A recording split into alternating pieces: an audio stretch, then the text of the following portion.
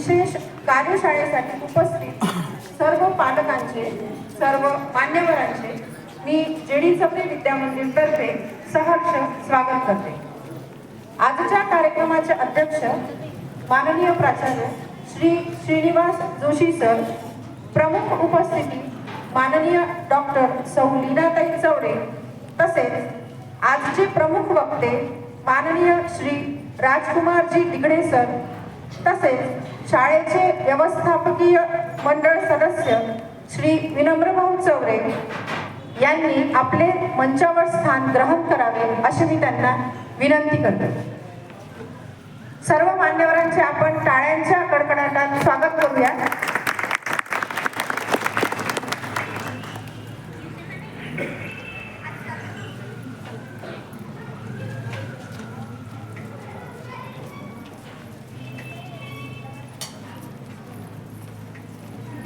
आजचा विद्यार्थी मोबाईलमध्ये अडकलेला आहे। पालकांची चिंता वाढत चालली आहे। शिक्षक जीव तोडून सांगतात पण विद्यार्थी ऐकत नाही। ते ऐकतात तर फक्त शाळेपुरतं, घरी गेले की पुन्हा तीच डिजिटल नशा। यातून निघण्यासाठी काय करावे, कसे करावे हा मोठा यक्ष प्रश्न आहे।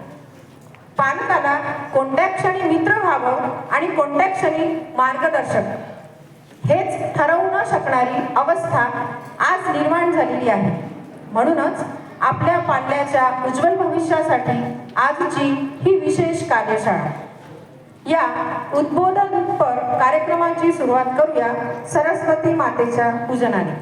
मंचावर उपस्थित सर्व मान्यवरांना मी विनंती करते की त्यांनी सरस्वती पूजन व हारार्पण करावे।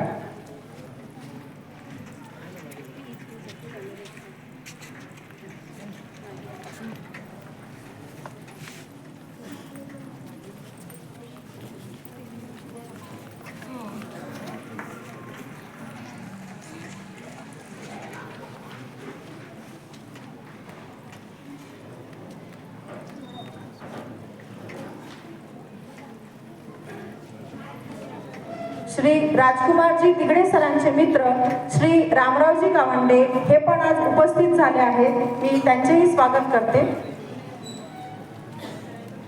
मान्यवरांचे व उपस्थितांचे स्वागत करण्यासाठी आपल्या शाळेतील विद्यार्थी सुंदर असं स्वागत गीत सादर करणार आहेत। आपल्या शाळेचे संगीत शिक्षक श्री प्रमोद चव्हाण सर आणि वर्ग 6अ चे चमू यांनी स्वागत।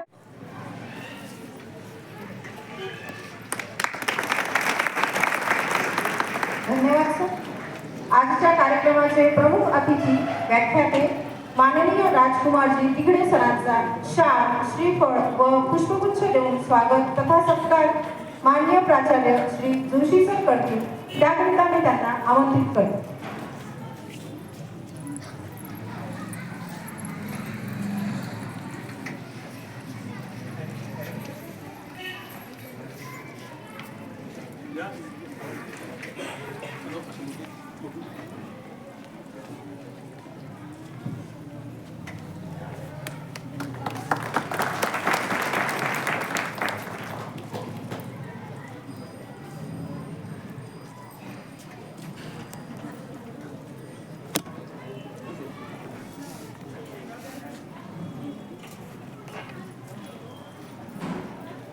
प्रमुख अतिथी आदरणीय डॉक्टर सौ लीनाताई चौरे यांचे पुष्पगुच्छ देऊन स्वागत आदरणीय सौ वृंदा जोरापूरकर मॅडम करतील।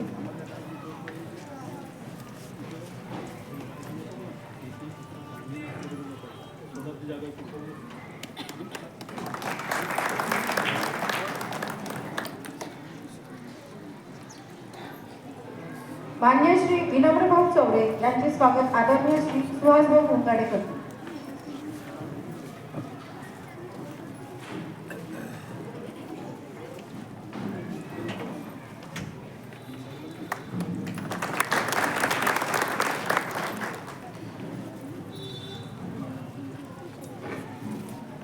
आजच्या कार्यक्रमाचा हेतू विद्यादेवी सरस्वतीला मी प्रणाम करतो। व्यासपीठावरील सन्माननीय आजचे श्री राजकुमारजी दिगडे सर, आमच्या मार्गदर्शिका आदरणीय डॉक्टर सु मीनाताई, तसेच व्यवस्थापक मंडळातील सन्माननीय आमचे मार्गदर्शक श्री विनम्र भाऊ, त्याचबरोबर माझे शिक्षक बंधू भगिनी आणि सर्व सन्माननीय पालक बंधू भगिनी, संस्कृतमध्ये एक सुंदर सुभाषित आहे ती मला या ठिकाणी आठवतं.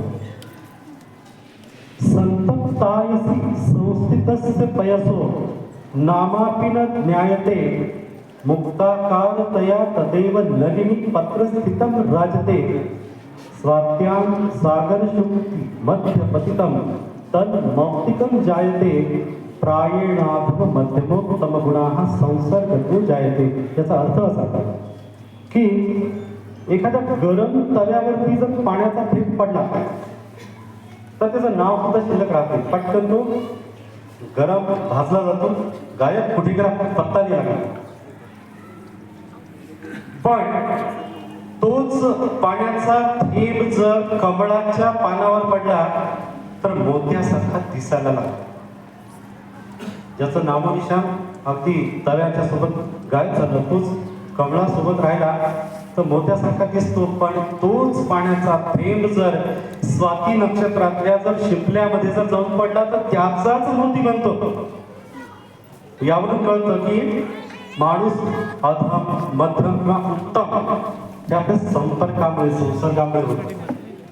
आपल्या विद्यार्थ्यांना असा चांगला संपर्क ज्यांचं मोत्यामध्ये रूपांतर व्हावं असं आम्हाला वाटतं, शाळेला वाटतं की आपले विद्यार्थी स्वाती नक्षत्रातल्या शिंपल्यामध्ये पडलेल्या मोत्यासारखेच घडले पाहिजे.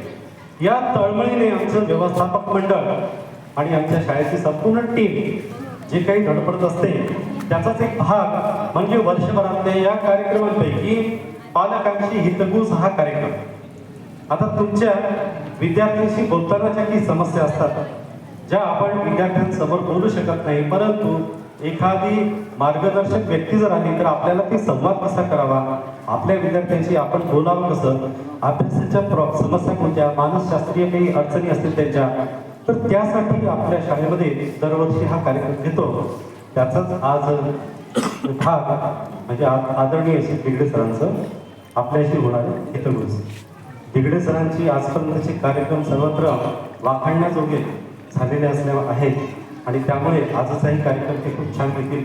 सर अत्यंत आत्मीयतेने विद्यार्थ्यांकरिता तुमच्याशी संवाद साधत असतात, तर त्याचा आपण जास्तीत जास्त उपयोग करून घ्यावा आणि आपल्या विद्यार्थ्यांना योग्य असं मार्गदर्शन सर्व देत राहावं. कारण आपल्या शाळेमध्ये जो काही वेळ आहे शाळेचा तेवढ्या वेळात विद्यार्थी आमच्या ताब्यात असतो, इतर वेळी तो घरी असतो.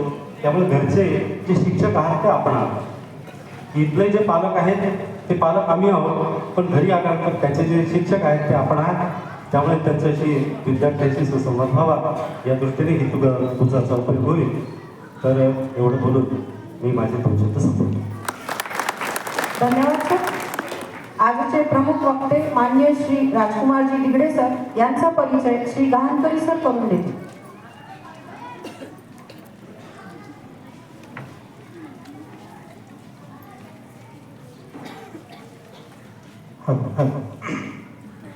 आजच्या कार्यक्रमाचे प्रमुख वक्ते यांचा परिचय मी आपणास करून देत आहे. आपल्या आजच्या या वक्त्यांचे पूर्ण नाव राजकुमारजी चंद्रभानजी दिगडे, राहणार इंजोरी म्हणजे आपल्याकडेच. सरांचे प्राथमिक शिक्षण अकोला येथे तर माध्यमिक शिक्षण कारंजा लाड झाले. सरांनी विद्याभारती कॉलेजमधून BSc ही पदवी प्राप्त केली. दिगडे सरांनी संघ लोकसेवा आयोगाची प्रारंभिक परीक्षा सुद्धा उत्तीर्ण केली आहे. सरांना 1993 मध्ये मंत्रालयामध्ये जनरल ॲडमिनिस्ट्रेशन या पदावर ते कार्यरत होते. त्यानंतर सरांनी भारतीय आयुर्विमा महामंडळात काम केले. त्यानंतर सरांनी 2017 मध्ये स्वेच्छा सेवानिवृत्ती घेतली. सदर 8 वर्षापासून सामाजिक विशेषतः शिक्षण क्षेत्रात काम करीत आहे. जसे इंजुरी येथील विद्यार्थ्यांना मोफत वाचनालयाची व्यवस्था, त्यांना शिकवणी, तसेच क्षेत्रभेटीला विद्यार्थ्यांना घेऊन जाणे अशी विविध कामे सर करीत आहे. या व्यतिरिक्त विशेष म्हणजे सरांनी विविध विषयावर लेखन केले आहे. दिगडे सरांचा गीत निसर्गायन हा गीत संग्रह प्रकाशित झालेला आहे. दिगडे सरांचा मराठी साहित्य, इतिहास, अध्यात्म, मनोविज्ञान यांचा सखोल अभ्यास आहे. या सर्व परिचयानंतर आजच्या व्यक्त्यांची आपणास ओळख झाली असेलच. धन्यवाद. धन्यवाद सर.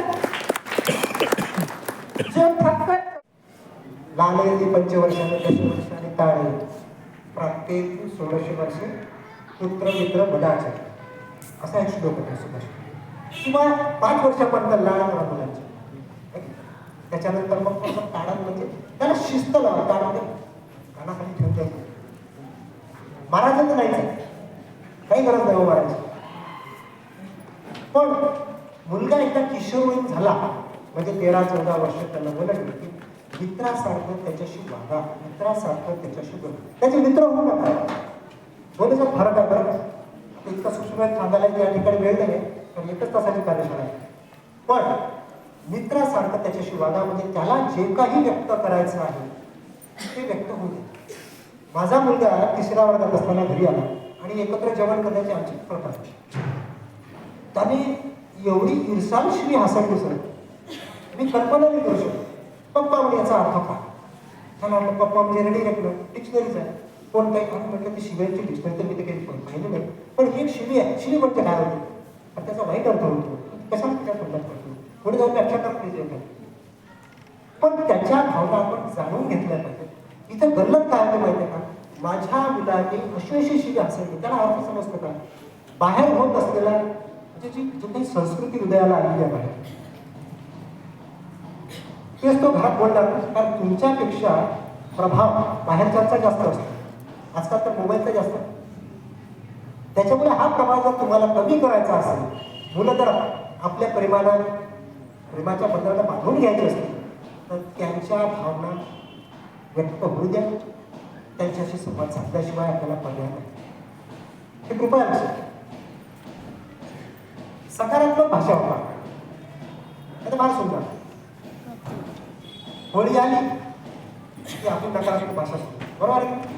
हे रंग नको होतो का ते वाढदेश आहे ते त्वचेचा कॅन्सर होतो. आम्ही पण पर्यावरण त्याच्यामध्ये पुढे होतो. हे असं करू नका. पाण्याचा वापर कमी करा. ते प्रदूषण होतं. पाणी जास्त लागतं. फळाला पाणी पहिलेच कमी आहे.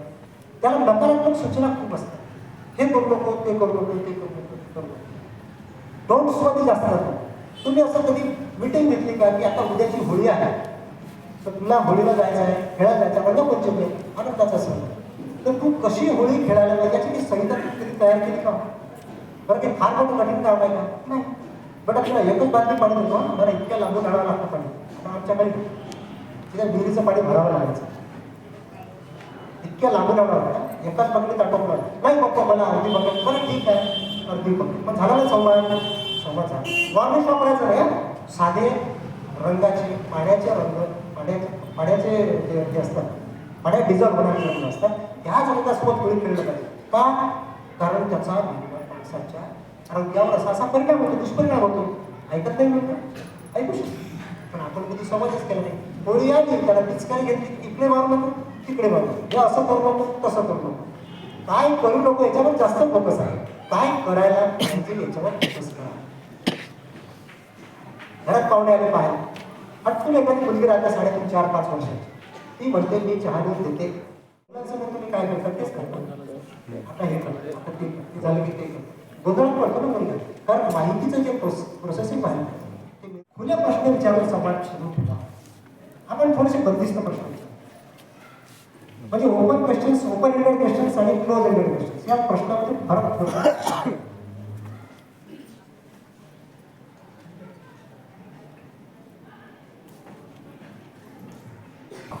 हा सगळा क्लोज एंडेड बरोबर म्हणजे ज्याचं उत्तर निश्चित आहे त्याला आपण म्हणतो क्लोज एंडेड.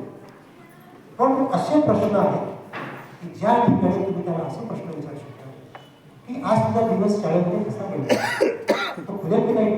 कारण त्या ठिकाणी चूक आणि बरोबर असं काही नसतं. माझा ना आजचा हॅपी मूड नव्हता आजचा माझा सॅड म्हणेल काहीतरी तर म्हणा सॅड गेला काय हॅपी गेला काय उत्तर बरोबरच राहील. तो त्याच्या जागेवर बोलत असतो. ते त्याला खुली आहे. म्हणून त्याला ओपन क्वेश्चन्स विचारा, ओपन क्वेश्चन्स. याच्यात मी पुन्हा एकदा सांगतो की डायव्हर्जंट थिंकिंग आणि कॉन्व्हर्जंट थिंकिंग मधला थोडासा फरक असतो.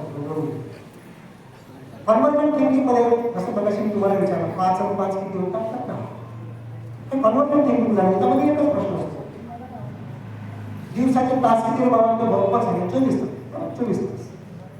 12 महिन्याचे म्हणजे एका वर्षात किती महिने असतात तो सांगेल बरोबर 12. हे उत्तर बरोबर आहे. त्याच्यात चूक बरोबर असं काहीतरी असतं कॉन्व्हर्जंट थिंकिंग. डायव्हर्जंट थिंकिंग मध्ये काय होतं की त्याच्या बुद्धीला चालू 5 आणि 5 10 होतात. आपण त्याला असा प्रश्न विचारावा पाहिजे की किती किती 10. असं लक्षात येणारा प्रश्नाला सोडून तो सोप्या प्रश्नावर विचारू. मग तो म्हणून की 10 वजा 5 बरोबर 5. 15 वजा 5 बरोबर 10. पण तुम्हाला जर उत्तर 10च पाहिजे असेल तर तो 20 वजा काय 10, 25 वजा. अशा पद्धतीने तो किती मांडण्या करू शकतो. किती होतील अशा मांडण्या? अनंत अनंत. याला म्हणतो मी डायव्हर्जंट थिंकिंग. ही एक पद्धत आहे अभ्यासाची. आजचा तुझा दिवस कसा गेला ओपन एंडेड क्वेश्चन. तुला हे कसं वाटलं तर बघा सांगू मुलगा पाहिला कारण तुला मुलगा कसा वाटला 10 वर्षाच्या मुलाला काय वाटलं झालं असं वाटतं बाबा आपल्याला समजतं नव्हतं त्याला खरं समजत असतं. कधी कधी आपल्याला जास्त समजत असतं पण ते आपल्याला समजत नसतं तितके त्याला जास्त समजतं. बरोबर आहे.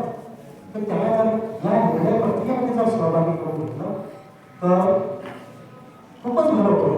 किस्सा सांगतो तुम्हाला. एका मुलीचा म्हणजे 3ऱ्या 4थ्या वर्गात मुलगी गेली असेल ब्रेन ड्रिंकचा प्रॉब्लेम. मी त्यावर तुमच्याशी शेअर करतो की त्या निर्णय प्रक्रियेमध्ये जर त्या मुलाचा वाटा असेल तर किती बरं होतं त्या थिंकिंग प्रोसेस. मुलगी ती अंतर्गत करायची तर तिचे वडील म्हणजे काय म्हणतात काय करावं डॉक्टरांकडे जाऊन काही त्यांच्या वयात घ्यायला असतात. तर त्यांना कुठेतरी एक माणूस भेटला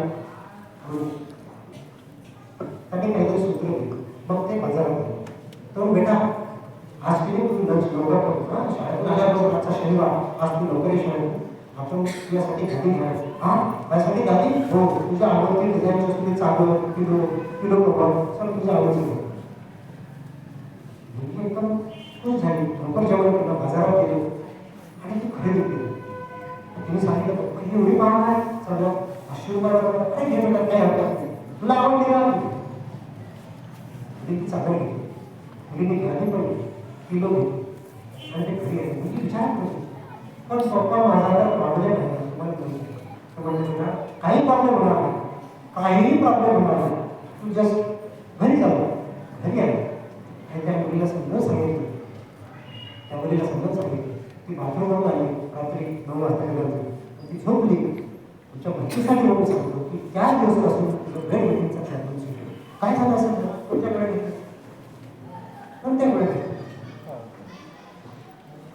जस्ट कॉन्सेप्ट आणि त्या मुलीला निर्णय प्रक्रियेमध्ये सहभागी करून घेतलं आणि त्या गादीशी त्या ऋषीशी त्या चांदणीशी ती एकात्म झाली. एकात्म आहे एक आत्मा तिचा आत्मा माझा आत्मा एकच आहे त्या किलो चांदणीची असं तिला जेवण वाटलं. 7 भाव एकच आहे. हे झाल्यामुळे ह्या प्रश्न सुटतात. बघा तुमच्या मुलामुलींचे प्रश्न जर असतील तर ते जुळवून करून घ्या त्याच्याशी जोडा घ्या.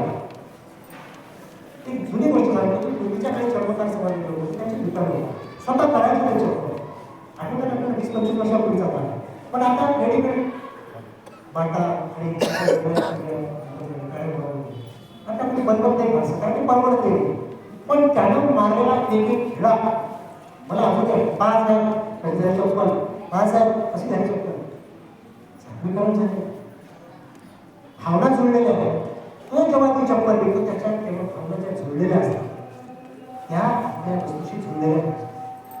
आता काय झालं माहिती आहे का पॅरागॉनची चप्पल आणली विकली बाटाचे बूट आणले विकली कुठं साधलं काय घेणं होतं शुद्ध व्यापार झाला. पहिला होता तो प्रोफेशन होता. आता जो झालेला आहे तो बिझनेस आहे. This is the difference between profession. वस्तू आणली वस्तू विकली वस्तू आणली, वस्तू दिली. वस्तू आणली, मी प्रक्रिया केली आणि विकली. साठवून करत हे लक्षात घ्या.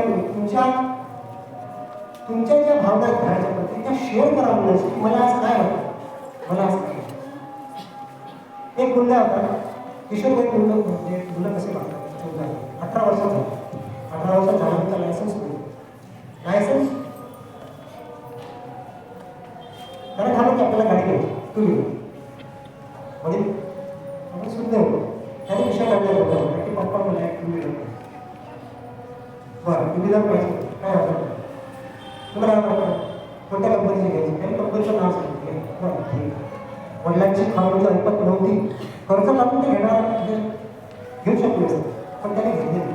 त्याने मुलाला चौकशी करायची. स्व आधार सुद्धा कमी होतो. ह्या इतक्या मोठ्या गोष्टी असतात. आपण जर समजा त्यांना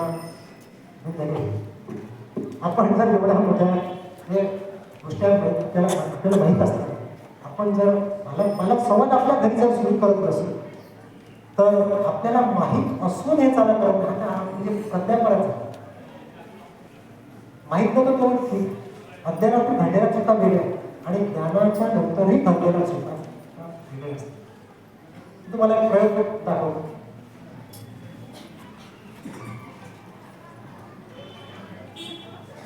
त्याला काय म्हणतात, त्याला काय म्हणतात, बेर आहे.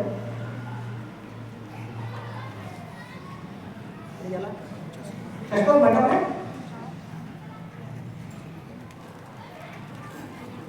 खास काय दिसते का समोर, पोय आहे. बघा हा चष्मा आणि दिसतो का चांगलं, हा वेगळा चष्मा. बघा लक्ष द्या, चष्मा आहे फ्रेम आहे, झालं की नाही. एखाद्या गोष्टीकडे आपण पारंपरिक पद्धतीनं पाहतो आणि आपल्याला असं वाटतं तसंच आहे, पण तसं नसतं. मग असं लक्षात घ्या, मी पुस्तकाचा उल्लेख केला की बाजार व्यवस्था तुमच्या मुलाला ती तुमच्यापासून दूर पळवण्याचा प्रयत्न करत आहे. आपलं मूल आपल्याजवळ हक्क ठेवायचं हा पेन नाही. त्याला मी काय पाहिजे, त्याला हा जोडला आणि जो यूज मध्ये जोड, बरोबर आहे. हा बरोबर. तू मगाशी म्हणतो आठवण घे, पोय आहे, पोय नाही. तुम्हाला पोय दिसत असते तरी पोय. याला जर समजा तुम्ही मातीमध्ये टाकली, पाणी जर टाकले आणि ना खत जर घातलं, बरोबर, हे पाणी टाकायचं काम कोण करेल, कोण करतो, शाळा करतो. सरांच्या ताब्यात फक्त 5 ते 6 तास 7 तास हे पाणी टाकण्याचं काम, खत घालण्याचं काम तुम्हाला नाही. बघा ही पोय राहणार. तुमची मुलं म्हणजे हा पोय. तुमच्या मुलांकडे फक्त मुलं म्हणून पाहू नका. हे तुम्हाला सांगण्यासाठी कधी कधी शब्दात टाकत नसते, पण प्रत्यक्ष वस्तू दाखवण्याच्या नंतर आपल्याला पटायला की पोय म्हणून जर समजा तुम्ही एखाद्या खडका झाडावर जर घेतली तर काय होणार नाही. सडून जाईल, खत पण होणार नाही, सडून जाईल. असं आपल्या मुलाचं करायचं. पण याला चांगली की घट्ट गोष्ट, त्याला पाणी घाल, त्याला खत, मग पहा तुमचं रोपटं कसं. तुमच्या मुलामध्ये दडलेले आहेत आजचे उद्याचे पिढी, उद्याचे तहसीलदार, उद्याचे कलेक्टर, उद्याचे आमदार, उद्याचे खासदार, बरोबर. आणि तुम्ही जसं वागाल तसं मुलं वागतात, बरोबर आहे. बघाच आपला मुलं अनुकरण, तुमचं मुलं अनुकरण करतात. तुम्ही जसं वागता, तुम्ही जसं इकडे मुलं करता तसं मुलं करतात. तिकडून जशी तुम्हाला वागणूक मिळते तसंच तो आपल्या पत्नीशी वागतो. पत्नीशी असंच वागायचं असतं, बरोबर. मुलं पाहून शिकतात. मी एक शेवटचा प्रयोग घेतो, मजा येते, एका मुलाचा प्रयोग घेऊन मजा येते. पण तुम्ही करणार तसा करावं करता, मुलं कसे शिकतात. बघा आम्ही कार्यशाळेमध्ये घेतो मुलांचे, खूप छान करतो. मी जसा करतो तसा तुम्ही करता. मी सांगतो सुद्धा आहे करतोस, माझ्याकडे पाहून तुम्ही करू शकतो. याला आपण म्हणतो भक्ती. आपण भक्ती करतो ना, याला आपण म्हणतो ध्यान. बरोबर आहे? याला आपण असं नाव दिलं. मग मी भक्ती जर म्हटलं तुम्ही कसं करायचं? 1 मिनिटाचं करायचं म्हणजे असं म्हणजे भक्ती म्हटल्यानंतर तुम्ही असं करायचं, शक्ती म्हटल्यानंतर असं करायचं, आणि ध्यान म्हटल्यानंतर असं दिलखुलास करा. बघा, आनंद घ्या घेऊनच. काही कोणी पाहणार नाही. तिकडे बसलेल्यानंतर कोणी किंवा आवडतं किंवा असं आवड केलं म्हणजे घरी जाऊन असं करण्यापेक्षा पाण्यात मोडून घेण्यापेक्षा तिथं करा ना. ठीक आहे, करता तयार आहे? काही महिन्यात आहे काय हवं? चला काय हवं? भक्ती ध्यान शक्ती, भक्ती ध्यान शक्ती, शक्ती भक्ती ध्यान, भक्ती शक्ती भक्ती ध्यान भक्ती. 6 सेकंद झाले. मला तुम्हाला हे सांगायचं आहे की मुलं अनुकरण प्रिय असतात. जे ते पाहतात त्याला खरं म्हणतात. त्यांचं बोलण्यावर लक्ष असतं ना, निर्बस असं कर, उद्या सकाळी लवकर उठ म्हटलं असं नाही चाललं. तुमच्याकडे पाहून एक उद्योगपती होते, त्यांची सुंदर मुलाखत होती. त्यांनी सांगितलं की मी माझ्या मुलांना मी माझ्या वडिलांना असं कधीही ऐकलं नाही. असं कर, ते नेहमी सांगतात तू ॲज आय डू. मी जसं करतो तसं कर. ते जेवायला बसायचं पॅड घेऊन बसायचं आणि उठताना पॅड घेऊन उठायचं. मुलं सुद्धा पॅड घेऊनच होते. तुम्हाला असं वाटतं काय खूपच गोष्टी सांगतात. आपल्याला सांगायला नाही छू म्हटलं की बिलकुल मुलगा नीट पास झाला, जे डबल झाला, पण तसं होत नसतं. आणि ते करू नका, त्याच्या मागे लागू नका. त्या प्रोसेसमधून जा. तो जर बाहेर पडला तर काय व्हायचं ते नाही, पण या प्रोसेसचा होतं. तर या ठिकाणी मला एवढंच सांगायचं होतं. माझा विषय थोडासा किचकट होता आणि मी तुमच्यापर्यंत कितपत पोहोचवला मला माहिती. आणि विषय एवढा मोठा आहे त्याचे 2 सत्र घ्यावे, सेपरेट त्याची कार्यशाळा. आणि मी पडलो एकटा. मला जर 2 सोबत जर भेटले चांगले यांनी काम, तर या संदर्भात जर तुमच्याकडे काही प्रश्न असतील प्रश्न तुम्ही विचारा. तुम्ही प्रश्न विचारला म्हणजे तुमच्याच मुलाचा असं नाही ना, तुम्ही शेजारच्या मुलाचा पण प्रश्न विचारा. इकडून काही प्रश्न बघा, इकडून जर एक प्रश्न विचारला ना की मग प्रश्नांचा भडीवर सुरू होतो. मग तो कसा येईल? एकीने विचारला पाहिजे. पहिला प्रथा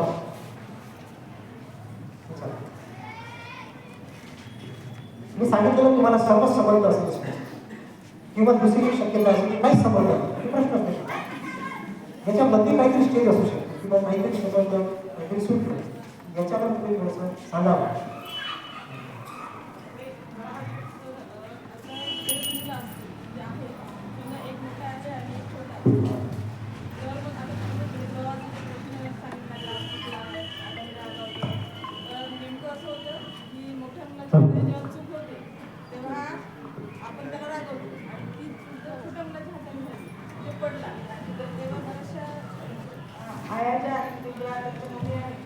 त्यांना प्रेमाला सांगतात.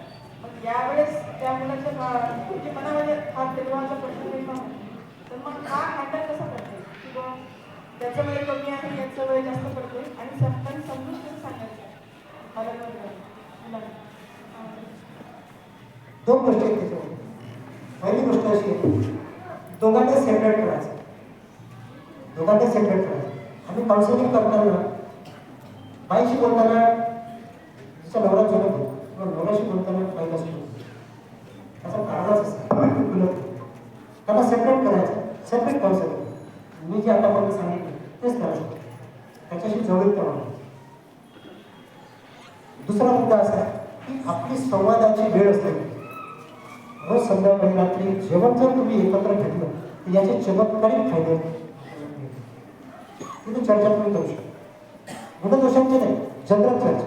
नंतर वाटल्यास वेळ पण याचा राग त्याच्यावर काढू नका किंवा त्याचा राग याच्यावर काढू नका किंवा याचं जर काही चुकलं असेल तर त्याच्यासमोर त्याला बोलणं म्हणजे त्याला फार बरोबर. पण तसं पण होईल. हा असं याचं त्याला घेतो नाही तो चुकतो थोडंसं बरोबर आहे त्यांनी विचारलेला प्रश्न अगदी बरोबर आहे या दोन गोष्टीचं पालन जर तुम्ही केलं तर प्रश्न सोडतो.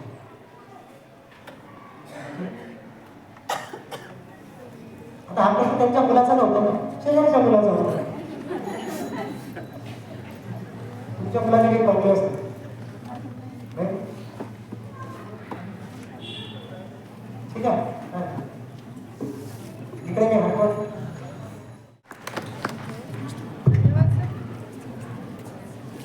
धन्यवाद सर. सरांच्या विचारांनी पालकांना नक्कीच नवी दिशा मिळाली आहे. तुमचे विचार केवळ ऐकण्यापुरते नसून ते नक्कीच अंमलात आणण्यासारखे आहेत. तुमच्या प्रेरणादायी मार्गदर्शनाची शिदोरी आम्ही सदैव आमच्या स्मरणात ठेवू. धन्यवाद सर. यानंतर आदरणीय सौ लीनाताई चौरे आपल्याला मार्गदर्शन करतील अशी मी त्यांना विनंती करते.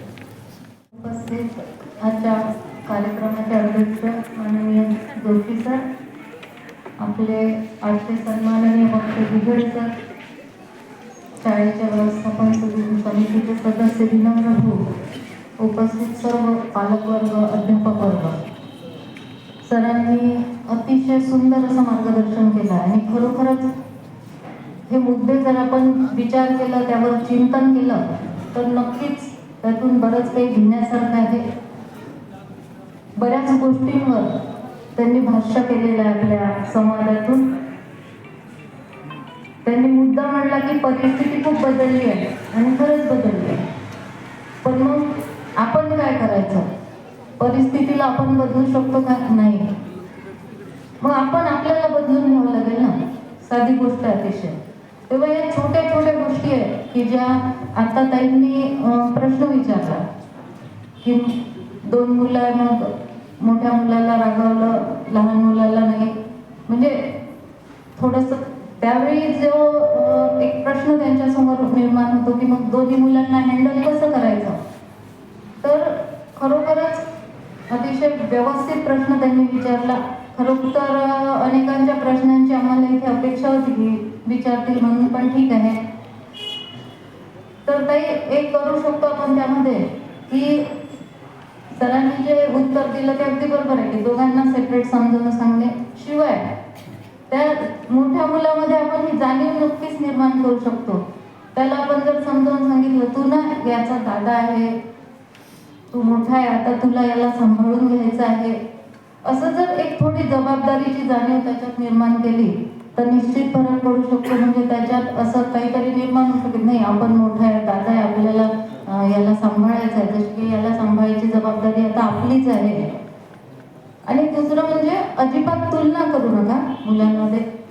2 मुलं आहे आपल्याला, तर त्यांच्यात तुलना करू नका सतत की हा असा करत आहे, हे वाईट आहे, हा बघ किती चांगला आहे.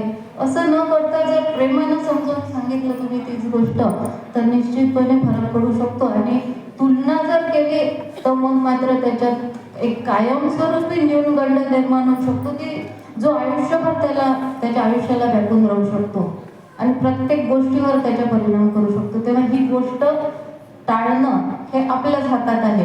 कारण काय की शेवटी असं समजू नका 24 तासातले फक्त 6 तास मुलं शाळेत आहे, एकदा शाळेत टाकलं म्हणून आपली जबाबदारी आता संपली असं न समजता 18 तास मुलं आता आपल्याजवळ आहे, तर आपली सुद्धा काहीतरी जबाबदारी आहे. नव्हे, आपली जास्त जबाबदारी आपल्या मुलांना वर नेण्याची, त्याचं पालन पोषण व्यवस्थित करण्याची आणि एक सुंदर व्यक्तिमत्व त्याला प्रदान करण्याची. तर ही गोष्ट, या गोष्टीकडे आपल्याला थोडं लक्ष द्यावं लागेल की ही जबाबदारी ओळखून मुलाकडे आपल्याला. कारण काय की परिस्थितीच एवढी बदलली आहे की आधीच्या काळामध्ये 5-6 मुलं असायचे एकेका आईवडिलांना, त्यामुळे ते मुलं आपोआप एकमेकांच्या आधारानं वाढायचे, पुढं जायचे. पण आता परिस्थिती बदलली आहे, त्यामुळे 1 आणि 2 मुलं असण्याच्या काळामध्ये ती आत्मकेंद्रित होणार नाही किंवा आपल्या फाजील लाडानं ती बिघडणार नाही. या गोष्टीकडे सगळ्यात जास्त लक्ष ठेवायची आज नितांत गरज निर्माण झाली आहे. सरांनी सांगितलं की मुलं आपलेच अनुकरण करत असतात. आपणच जर त्यांच्यासमोर तासनतास मोबाईल बघत बसलो, ती काय करणार आहे? दुसरं तेच करणार ना. कारण ती काय करत आहे याच्याकडे आपलं लक्षच नाही जाणार, कारण आपणच मोबाईलमध्ये मशगूल असणार. त्यामुळं मुलं ही अनुकरणशील आहेत हे लक्षात ठेवून आपण आपल्यावर आधी कंट्रोल करावा लागेल. एक छोटासा व्हिडिओ मध्ये खूप फिरत होता की आई वडील असतात घरात, मुलगा मोबाईल घेऊन बसलेला असतो, लगेच त्यांना त्यांची चूक लक्षात येते, काहीतरी चुकत आहे.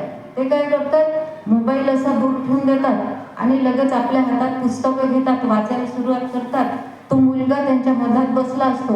त्यांची ती कृती पाहून त्या छोट्या मुलाला जाणीव होते की नाही आपलं काहीतरी चुकू लागलं. तो मोबाईलचा दूर फेकून देतो आणि त्याचं ते छोटंसं गोष्टीचं पुस्तक घेऊन तिथे येऊन बसतो.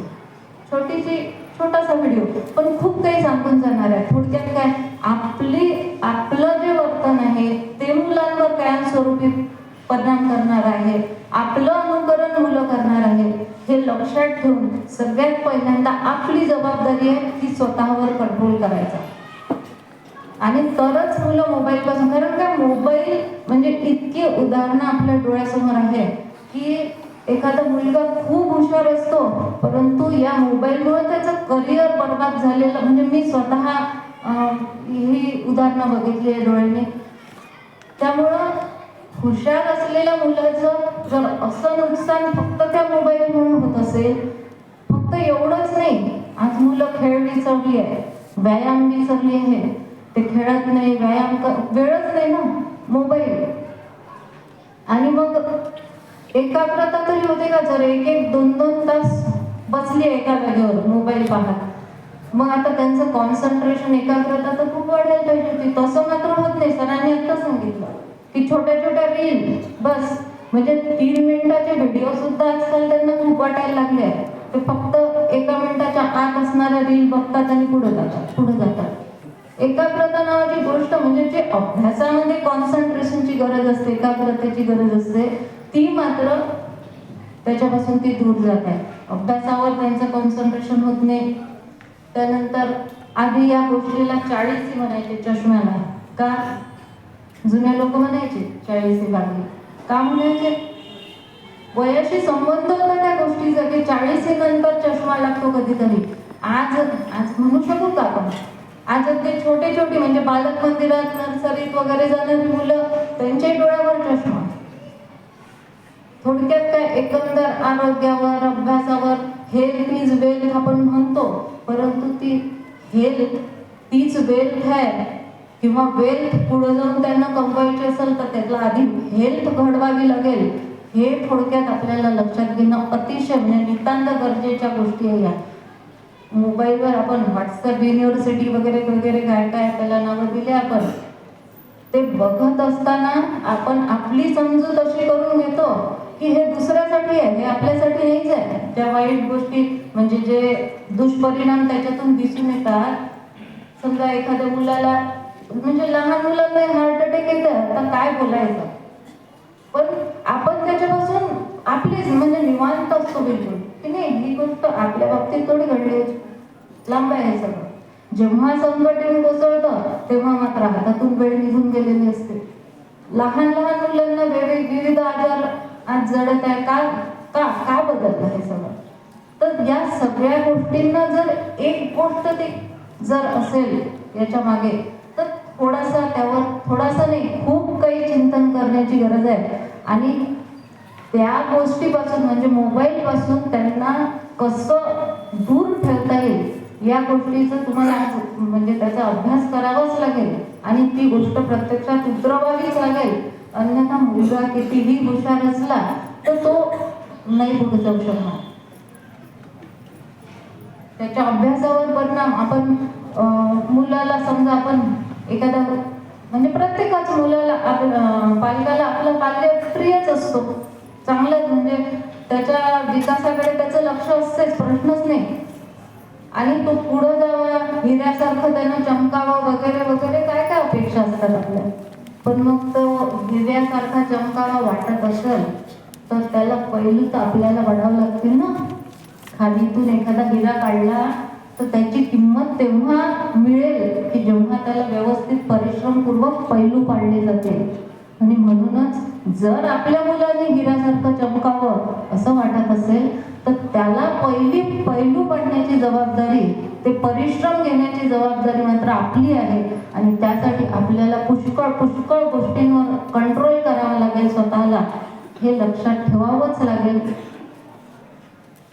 आणि सगळ्यात महत्त्वाचं की त्यांची कपॅसिटी ओळखा, त्यांच्यावर आपल्या अपेक्षा लादू नका. दोन पालक भांडत असतात. वडील म्हणतात मी मुलाला डॉक्टरच करायचं आहे, आई म्हणते नाही इंजिनियरच करू. वडील म्हणतात नाही डॉक्टर, आई म्हणते नाही इंजिनियर. तिसरी व्यक्ती जी ऐकत असते ती म्हणते थांबा पण तुमचा मुलगा कोणत्या वर्गात आहे? ते काही नाही, पुढच्या महिन्यात त्याचा जन्म होणार आहे. अतिशयोक्ती नाही, खरोखर अगदी लहानपणापासून आपण त्यांच्यावर अपेक्षा लादायला चालू करतो. त्यांच्यातली कपॅसिटी न ओळखता फक्त डॉक्टर आणि इंजिनियर झालं म्हणजेच आयुष्यामध्ये सर्व काही कमावलं, त्यातच फक्त पुढे जाऊ शकतो. अरे असे कितीतरी उदाहरणं, कितीतरी क्षेत्रातली उदाहरणं आहे की जे समजा M.A. भुसेल चित्रकार आहे, पण त्याची 100 कोटी रुपयांना 100 चित्र तेव्हा विकल्या गेली होती. किंवा सचिन तेंडुलकर आहे, आज त्याची कमाई किती असेल, खेळामध्ये तो पुढे गेला. थोड्या मुलांची कपॅसिटी ओळखणं गरजेचं आहे. त्याचा कल कशाकडे आहे, तो इंजिनियरच झाला पाहिजे, डॉक्टरच झाला पाहिजे हे मनात घेऊन बसून होणार नाही. त्याच्या म्हणजे आपल्या अपेक्षा त्याच्यावर लादण्यात अर्थ नाही. त्याची कुवत ओळखावी लागेल आणि मग त्याला कसं आपल्याला वातावरण उपलब्ध करून द्यावं लागेल. जर एखाद्या वेगळ्या परिस्थितीकडे फीड करत त्याला जायचा कल असेल, त्याचा ओढा असेल, तर खरोखर लहानपणापासून ते ओळखणं गरजेचं आहे. आणि तसं वातावरण त्याला आपण जर देऊ शकलो तर पुढे जाऊन तो खरोखर पुष्कळ पुढे जाऊन नाव कमावू शकेल. तेव्हा अशा छोट्या गोष्टी ज्या आतापासून फॉलो करणं अतिशय गरज आहे. विदेशाचं सुद्धा आपल्या मनात खूप आकर्षण असते. आपला मुलगा पुढे जाऊन काय झाला पाहिजे, मग असं इंजिनियर होईल, मग तो MS करायला परदेशात पाठवू. मुलं बस लहानपणापासून आपण त्याच्या मनात तेच स्वप्न, तुला विदेशात जायचं आहे, असं करायचं आहे, तिथे जाऊन का तिथलं आकर्षण आपणच त्याच्या मनात रुजवत आहे. आणि मग एकदा विदेशात गेलेलं मुलं इकडे याचं नावच घेत नाही. इकडे म्हातारे आई वडील कितीतरी उदाहरणं असे आहेत की मुलं परदेशात आहे, तिकडून इकडे वापस आले नाही, आई वडील इकडे आहेत. जीवनाची शोकांतिका ज्याला म्हणतात, त्या शोकांतिकाची बीज ही आपण आपल्या हाताने त्यांच्या मनामध्ये पेरली आहे. याचा कधी आपण विचार करतो? छोट्या गोष्टी असतात, पण जर विचार केला, जर त्याच्यावर सातत्यानं चिंतन केलं तर आपल्या चुका आपल्या लक्षात आल्याशिवाय राहत नाही. वेळ हातातून निघून गेलेली नाही. अजून तुमची मुलं लहान आहेत, अजूनही तुम्ही त्यांना घडवू शकता, दिशा देऊ शकता, योग्य मार्गदर्शन देऊ शकता. तर या सगळ्या गोष्टींचा विचार म्हणूनच आज गांभीर्यानं करण्याचं गरजेचं आहे. आणि सगळ्यात शेवटचा मुद्दा याच्याशी जरी संबंधित नसला तरी या पालक जे इथे उपस्थित असल्यानं मी एक मांडू इच्छिते की आपल्या शाळेमध्ये म्हणजे आमचं मुलांकडे त्यांचा सर्वांगीण विकास कसा होईल, अभ्यासाचे की पुढे कशी जातील. तर 5वी आणि 7वीचे जे स्कॉलरशिप वगैरेचे क्लासेस आहेत, रविवारी सुद्धा आम्ही इथं त्यांना मार्गदर्शन देण्यात आमचे सगळे अध्यापक वर्ग जे आहेत अगदी तत्पर आहे. मनापासून ते हे काम करत आहे. मी त्याबद्दल त्यांचं अभिनंदनही करते. परंतु दुर्दैवानं सांगावंसं वाटतं की पालक मात्र पाहिजे तसे जागरूक नाही. जर 60-70 मुलं जर परीक्षेला बसली आहे तर एवढं टीचर लोक रविवारी सुद्धा येऊन जर शिकवायला तयार आहे, आपण एवढी आपली जबाबदारी नाही की माझा मुलगा तिथे गेला पाहिजे, त्याने ते अटेंड केलं पाहिजे. अर्धीच उपस्थिती असावी म्हणजे याला काय म्हणावं. म्हणजे असतील प्रॉब्लेम, नाही असं म्हणणार नाही, कोणी खेड्यावरचे आहे, कोणाचा ॲटोचा प्रॉब्लेम, पण ते काही जणांचे प्रॉब्लेम असू शकतात. परंतु एवढे जे फक्त केवळ दुर्लक्ष करतात त्याला मात्र माफी असू शकत नाही. आणि म्हणूनच थोडक्यात जरी शाळेतील टीचर लोक सगळा प्रयत्न करीत असली तरी सुद्धा आपली जबाबदारी पण आहे की आपण त्यांना साथ कशी द्यायची. आपण साथ दिली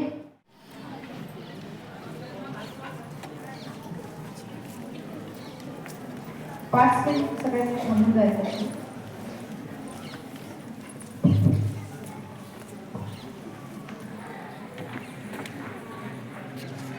उपस्थित सर्वांना सादराच्या जय.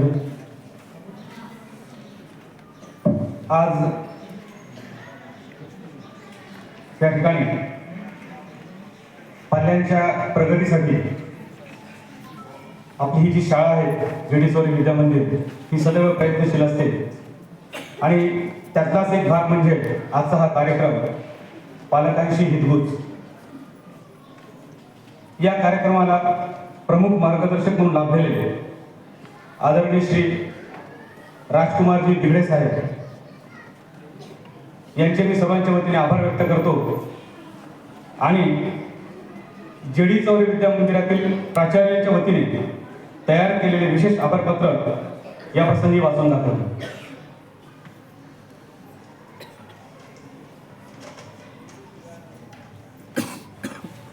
सन्माननीय श्री राजकुमारजी दिगडे महोदय, जेडीचौरे विद्या मंदिरातील विद्यार्थ्यांच्या पालकांसोबत हृदय हितगुज करताना मनाला भिडणाऱ्या आपल्या मधुर वाणीने भावनांना हात घालत हृदयापर्यंत खोलवर जाऊन रुजण्यासाठी आपण पेरलेल्या संस्कार बीजांचे विद्यार्थ्यांच्या जीवनात दीर्घकाळ व समृद्ध आश्रय देणाऱ्या वटवृक्षात रूपांतर होईल.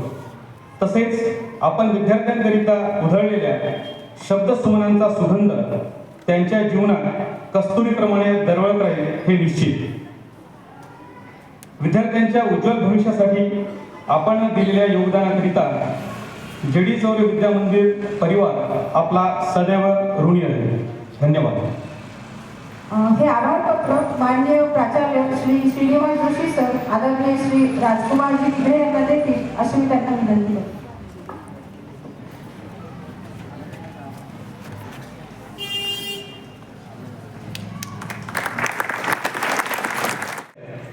व सदा आदरणीय असलेले प्राचार्य श्री श्रीनिवासजी जोशी सर यांचे मी आभार व्यक्त करतो.